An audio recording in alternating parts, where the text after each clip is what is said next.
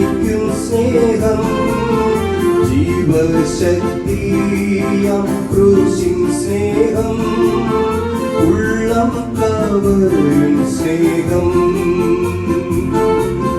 ജീവശക്തിയാം ക്രൂശിൻ സ്നേഹം ഉള്ളം കവരും സ്നേഹം.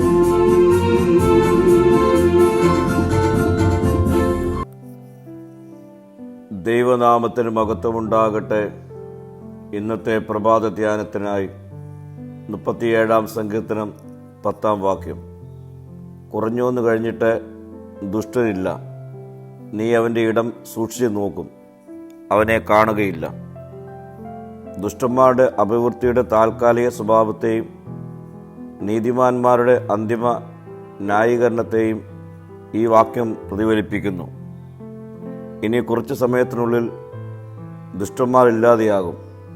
അതേസമയം സൗമ്യതയുള്ളവർ ശാശ്വതമായ സമാധാനവും സമൃദ്ധിയും അവകാശപ്പെടുത്തി ആസ്വദിക്കും എന്നതാണ് ഈ വാക്യത്തിൻ്റെ സന്ദേശം. ദുഷ്ടന്മാരുടെ വിജയവും സാന്നിധ്യവും താൽക്കാലികമാണ്.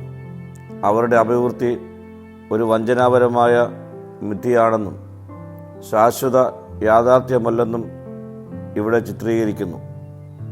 വിശ്വാസികളെ ക്ഷമയുള്ളവരായിരിക്കാനും ദൈവത്തിൻ്റെ സമയത്തിലും നീതിയിലും ആശ്രയിക്കുവാനും ഈ വാക്യം നമ്മെ ഉദ്ബോധിപ്പിക്കുന്നു. യഥാർത്ഥ അനുഗ്രഹം ലൗകിക നേട്ടങ്ങളിലല്ല, മറിച്ച് ദൈവത്തിൻ്റെ നിത്യ പദ്ധതിയിലും വാഗ്ദാനത്തിലുമാണ്. പ്രിയ സ്നേഹിതരെ, ദൈവത്തിൻ്റെ സാന്നിധ്യത്തിൽ വസിച്ചുകൊണ്ട് അവൻ്റെ ഇഷ്ടം പിന്തുടരുന്നതിലൂടെ യഥാർത്ഥ അഭിവൃദ്ധിയും സമാധാനവും കണ്ടെത്തുവാൻ നമുക്ക് കഴിയണം.